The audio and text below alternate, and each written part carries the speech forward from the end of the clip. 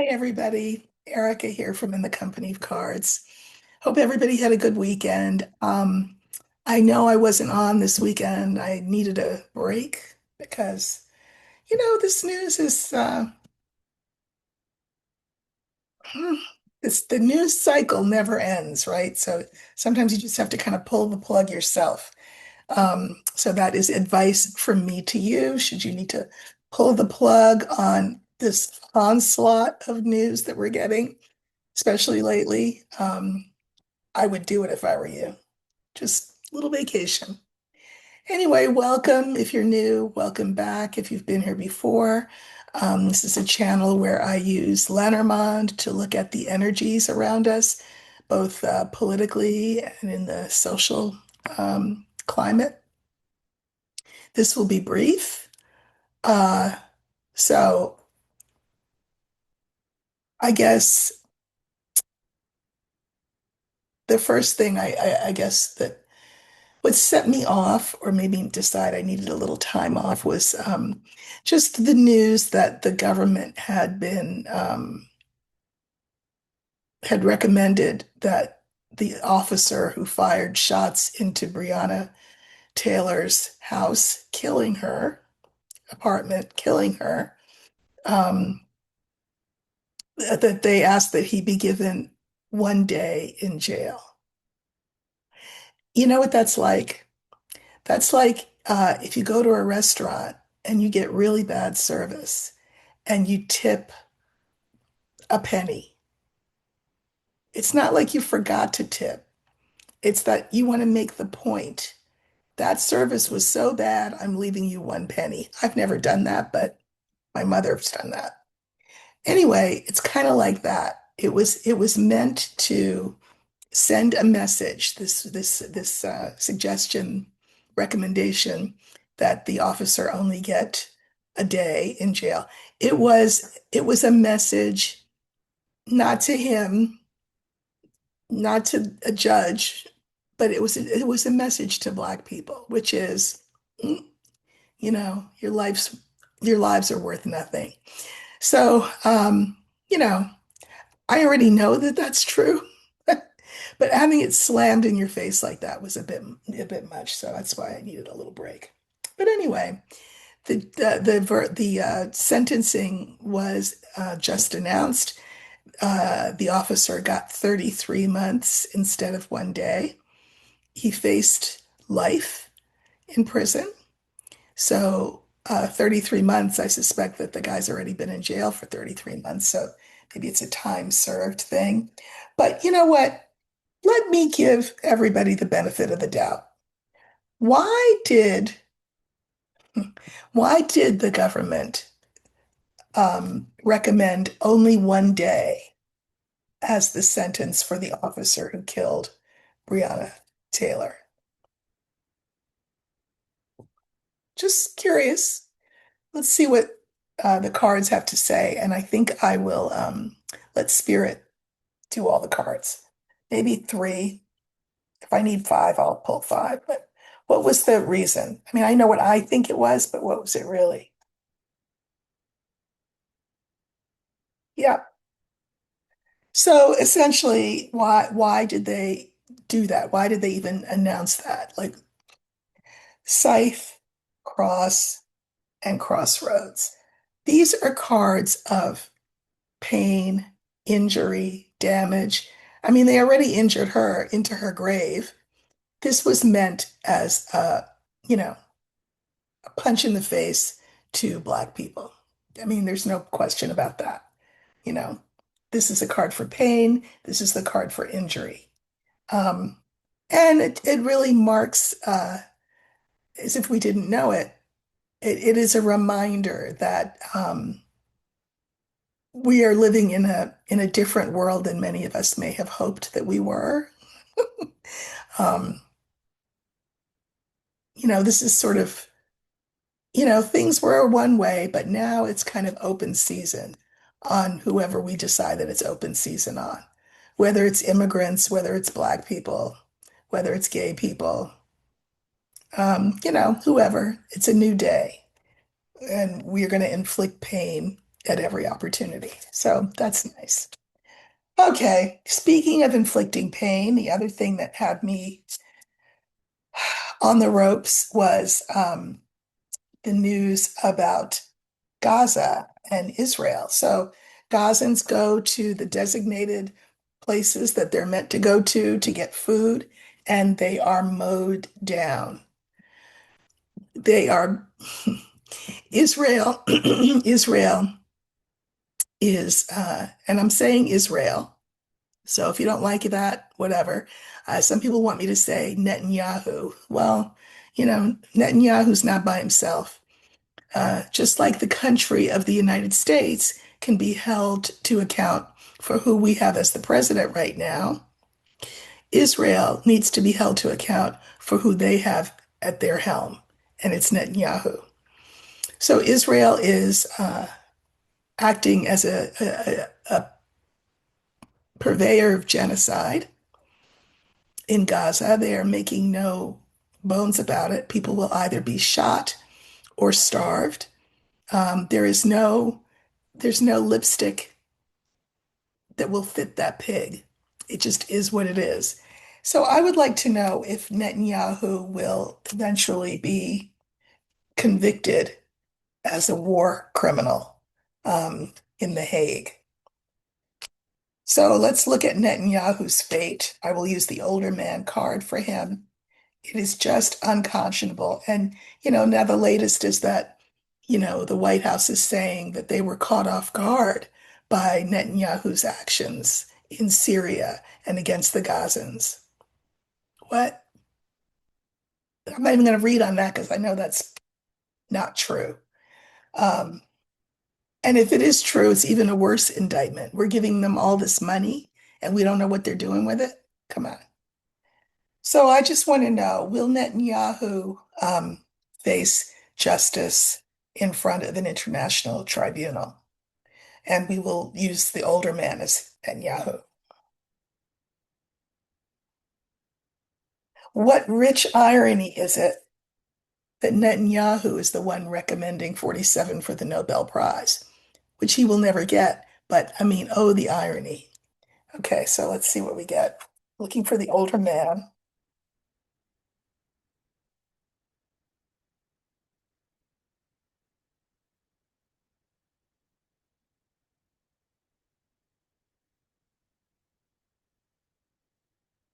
Okay.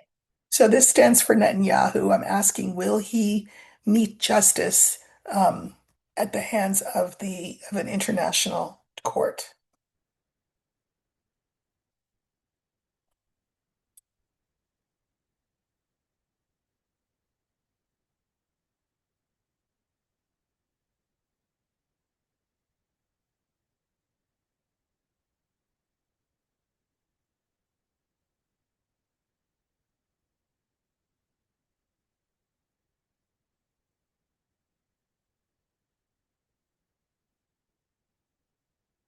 All right, I just drew a few clarifiers. So we have the scales, we have the whip, we have Netanyahu, we have the letter, and we have the lily, which is interesting. Uh, so this is the card that I added to the Lenormand system. It is not part of the original system, but it can stand for cost benefit analysis, balance, etc. Justice, of course, is one of the meanings of this card. So it's interesting that it's the first one that pops up. Justice will dictate that there is punishment. That's the whip, punishment for Netanyahu. So there will be some sentence handed down. And, Lily at the end is interesting. I can mirror the lily with the card for justice. This feels like such a sort of happy ending kind of card, like Kumbaya, can't we all have peace? Well, uh, peace comes when justice is done. Peace comes when justice is done. This is genocide, and it's just horrific to be part of an audience for this. and to be part of, to be a citizen of a country that aids and abets it. The only power I have to do is that I have is to speak out against it. It's genocide. Israel is committing genocide. I do think that Netanyahu will be punished at the hands of a tribunal for this. So I pulled clarifiers. I pulled clarifiers on Netanyahu, and I got the anchor, the bear, and the mice. So he is just, committed. With the anchor is not so much about being committed as it is being mired down. He is entrenched in his position as a Zionist and as someone who believes that everybody who's not should be annihilated. This is a nice lesson that they took from uh, from World War II. But anyway, he is just um, entrenched in this position of aggression, of bullying, of narcissism.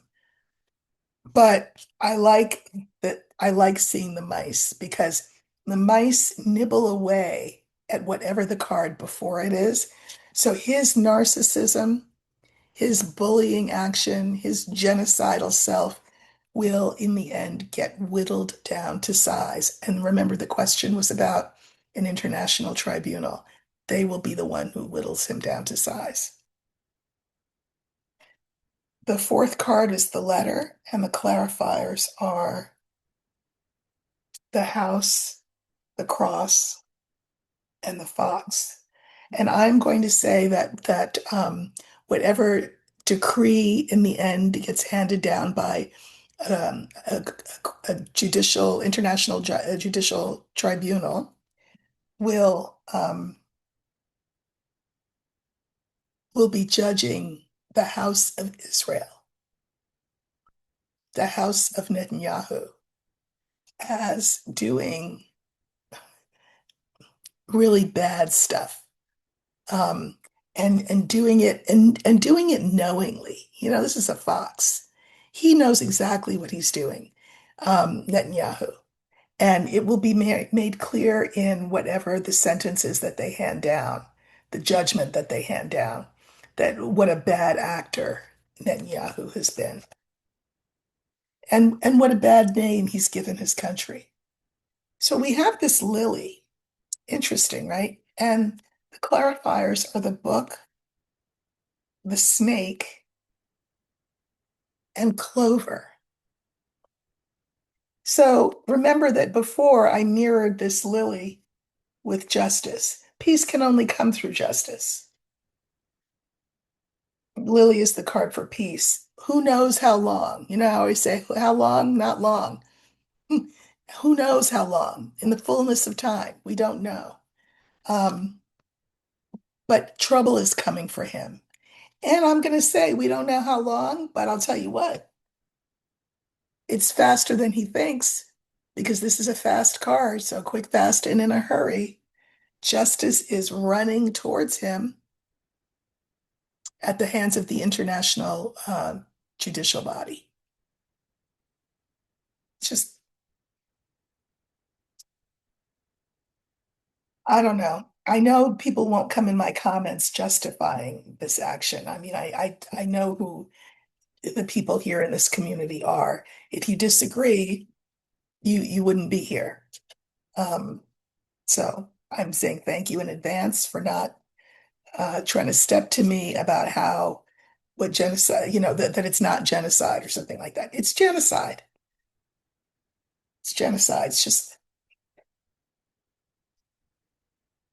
so. A little word on Harvard. They're in my doghouse. Um, but anyway, there was a hearing today on this issue of, who's right, Harvard or the government? Is the government right in withholding billions of dollars from Harvard? Uh, all there was the hearing. And I think the judge is Amy Berman, and she said she seemed from her questioning, she in her comments, she seemed skeptical of the government, um, which is a good thing.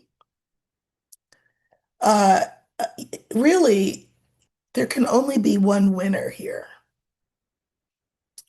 There can only be one winner here. The president of Harvard, Alan Garber, is trying to be, Solomonic in his approach to how to deal with this situation. Solomonic is a reference to the King Solomon in the Bible.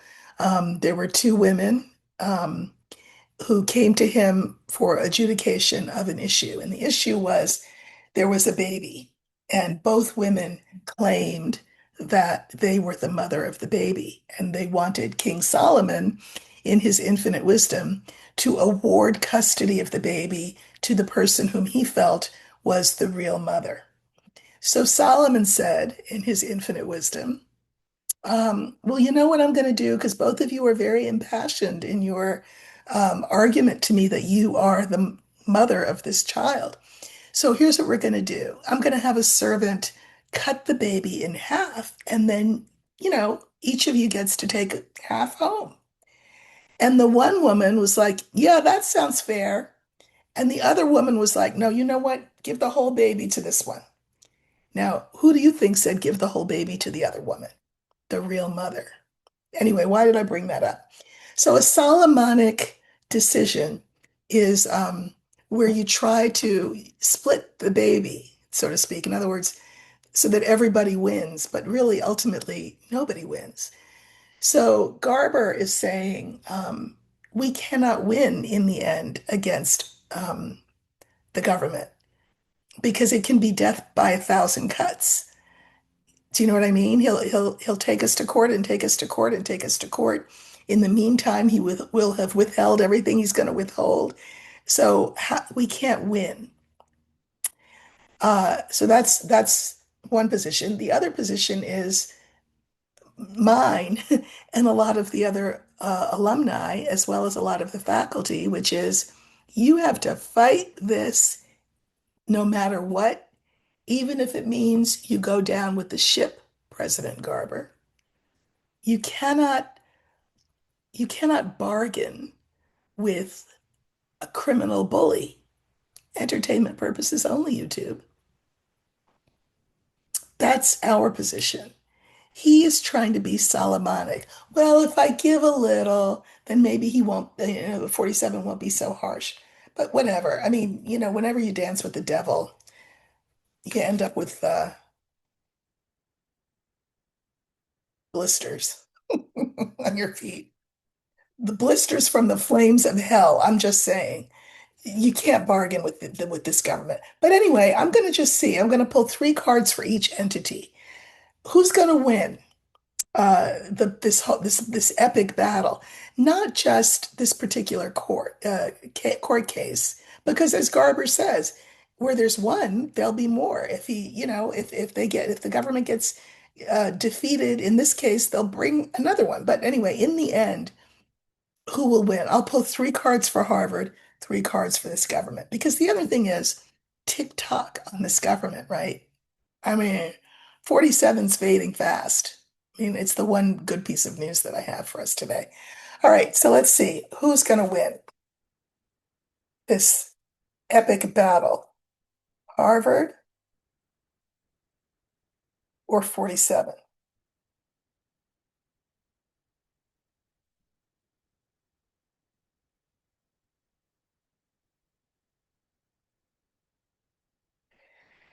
Yes, well, so Harvard gets the dog, meaning that they were in the right. And people were loyal to them because of that. Fish, this is about money. And then the cross. So they lose. Not this particular court case, but in the end, if they continue to go against him, they lose. I mean, I just think that there's some things that are more important than, well, anyway, Here's Harvard's card. I mean, the government's cards, 47's cards. The bouquet, the mice, and the star. I think in the short term, they win. In the short term, they win. In the long term, they don't. But by then, it's too late. So it's just not good. You see why I chose to wear black today. All right. I know I'm not my usual cheery self, but you know, sometimes they're not called for cheeriness, right? Now, then we have Japan. There's two more questions. Japan apparently has had an election, and it's taken apparently a shift from a more centrist stance, maybe conservative but centrist, to far right. So, what's going on with Japan, pray tell? Let's spirit. No, you know what? Let's use the moon because this is we're talking about the an identity of a nation. These far right parties that are sort of seeming to win the day are against immigrants, for one thing, um, and they have other,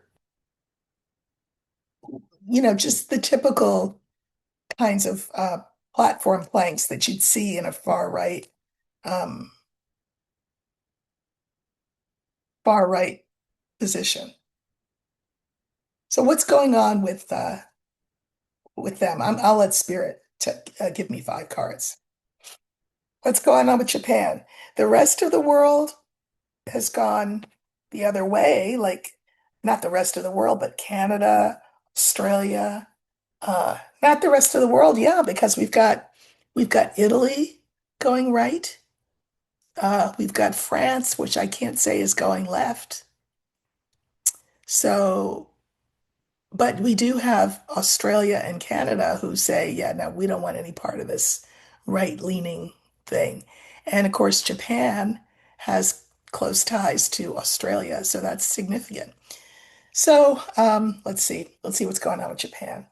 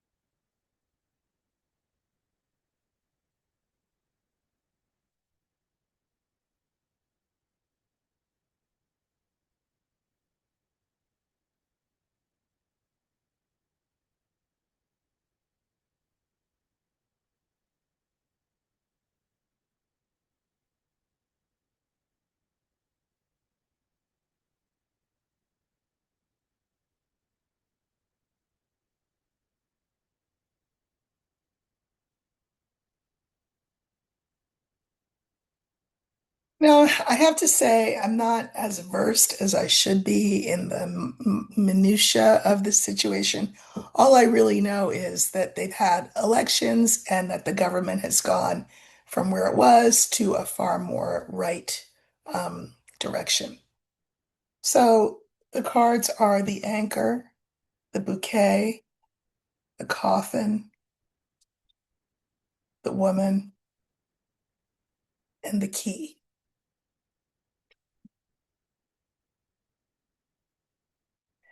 You know, as we saw in the previous reading, when I saw the anchor can imply an intransigence.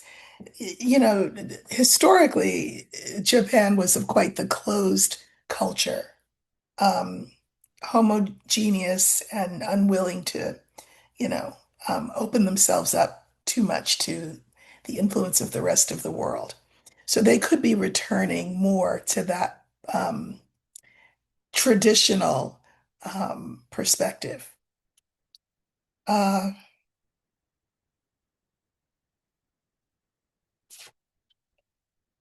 Now, the bouquet is a gift. And I think that they think that they will be rewarded for taking this stance. Now, granted, it's people who vote.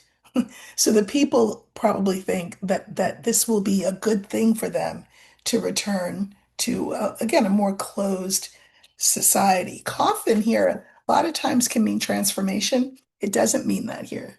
Here it means sort of what it looks like. It's a closedness, right? A xenophobia kind of an unwillingness to entertain outside influences. It's kind of like just leave us alone, let us do our thing. And we know what we're doing because this is how we were for thousands of years, and this is what we want to be again. So for the anchor, the clarifiers I got are the mountain, the scale, the older man. Older man again is like tradition. This is a stuckness, a stick in the mudness, like an old-fashionedness this is sort of double stuckness. Um, they've weighed things and they've decided that the old ways are the best, and that means closing our minds and our country to any outside influences. The bouquet clarifiers are the birds, the book, and the letter. While some people will think of this as a gift, there will be a lot of chatter, a lot of talk, because they don't really know what this means. This is that they don't really know, what does this mean in terms of how we move forward, what kind of laws we enact, what kind of laws we rescind, what is that going to look like? Uh, the coffin clarifiers are the house, the clover, and the bear. So, again, this is that closed attitude. This is themselves, sort of being islands unto themselves. And it's a sort of a short-term solution to feeling maybe overwhelmed by the world and outside influences. Is the solution to just slam the door? I don't know. I guess enough people have decided that, yeah, that's the solution. The woman clarifiers are the moon, the ship, and the lily. I think that they think of themselves as very refined, cultured, sophisticated, grounded in beauty and, again, tradition. And so they're looking at all of the good things that the past has brought them and shown us about Japanese culture.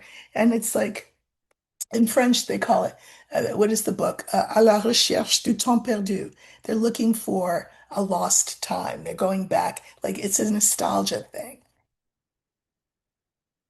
Um, Key is clarified by dog, star, and fox. And I think that this means that moving forward into the future, a country that was an ally will be kind of casting a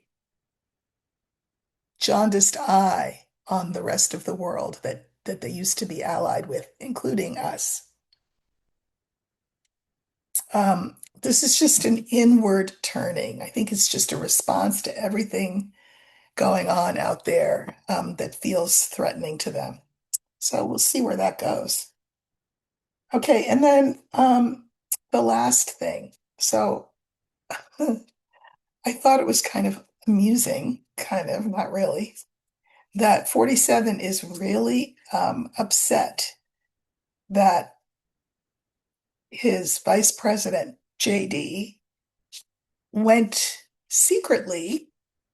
I mean, obviously, we found out, so how secret is it? To Montana to meet with Rupert, the 94-year-old patriarch, and Lachlan, his successor, Murdoch. Um, And this was just prior to the reporting by the Wall Street Journal, owned by Murdoch, about this letter, this cartoon. You know what I'm talking about. So why would JD have gone there? And now here's the speculation. Speculation is that much as nobody wants to hear this, Rupert Murdoch and by extension Lachlan are are real power brokers and kingmakers and have the wherewithal at their disposal to crown the next president. And so probably they had him come so that they could show him the evidence that they had against Trump. And so that they could say, listen, he's on the way out. We just want to feel you out and see whether, you're on board being our boy, JD. And what brand of eyeliner do you use? So anyway, 47's really mad because, he didn't know anything about the trip until we all found out about it. And so, of course, he's feeling really paranoid with good reason, right?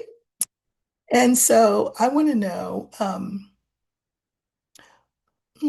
what happened at that meeting? So we're going to use the birds because the birds is a meeting. What happened at that meeting among J.D. Vance, Lachlan, and Rupert Murdoch at a ranch in Montana? What were they talking about? All right. And this will be the last question. All right.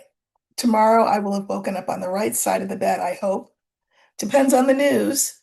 But I'll come back again tomorrow and look at some other stuff with you. But all right.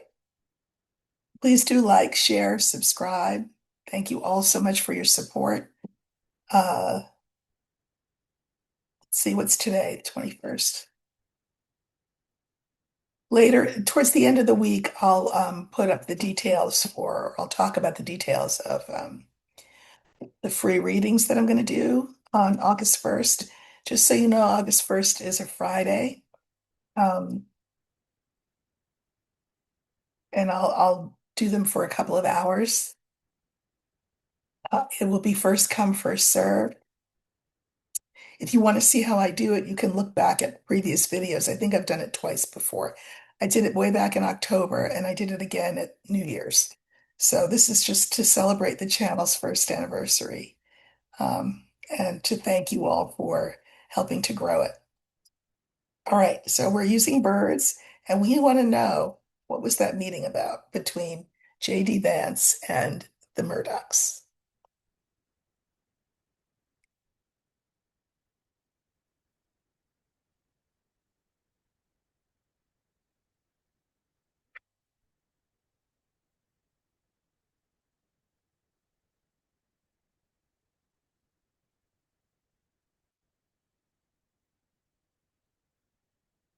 Okay.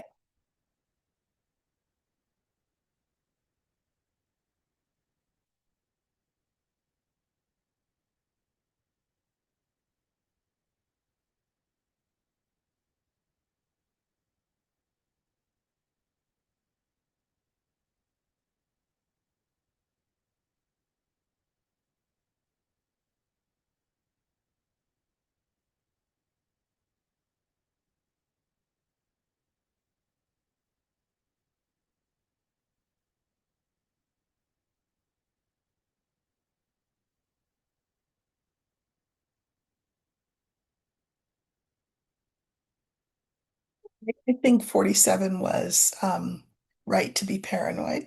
So here's our cards. We have the older man, the bouquet, the birds, the rider, and the tower. So what do they mean? And then we'll look at the clarifiers. So I pull clarifiers for everything. This is Trump.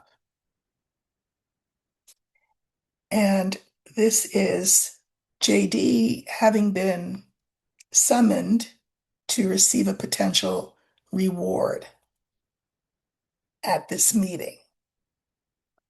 I can mirror the fourth card, news coming in. What news was it that JD received?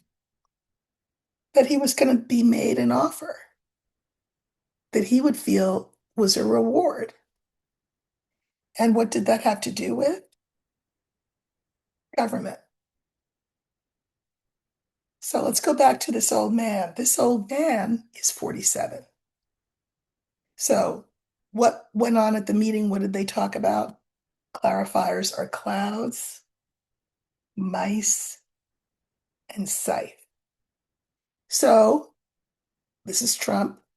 And what they all discussed was 47's addled mind, entertainment purposes only, and allegedly, and how he can be, how diminished he has become, and how to get rid of him. Allegedly. What else would they talk about? But isn't it interesting to get corroboration from the cards? You gotta love it.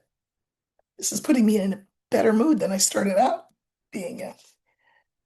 So this is JD's reward, and the clarifiers are whip, book, and ship. So, JD, you will be rewarded if you let us be your masters, us being Lachlan and Rupert, the Murdochs, Project 2025, Federalist Society. You will be handsomely rewarded. You have work to do, and you have to do it on the DL. Don't let everybody know your business. This is just between us, JD. But things are moving apace, and 47 will not be long with us. Here's the meeting itself. Clarifiers. Star, tree, the young man.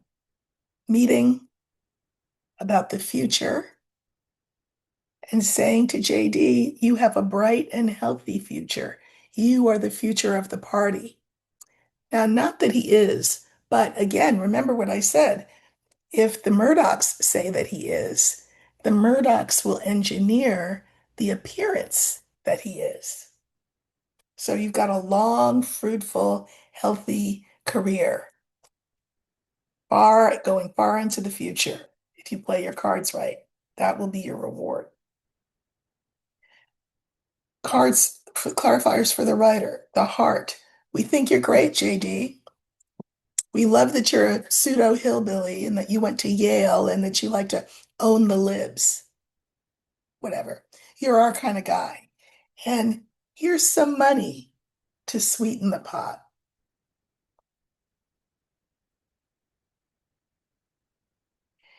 Then we have the final card, which is the Tower. And the clarifiers are Clover, Child, and Dog.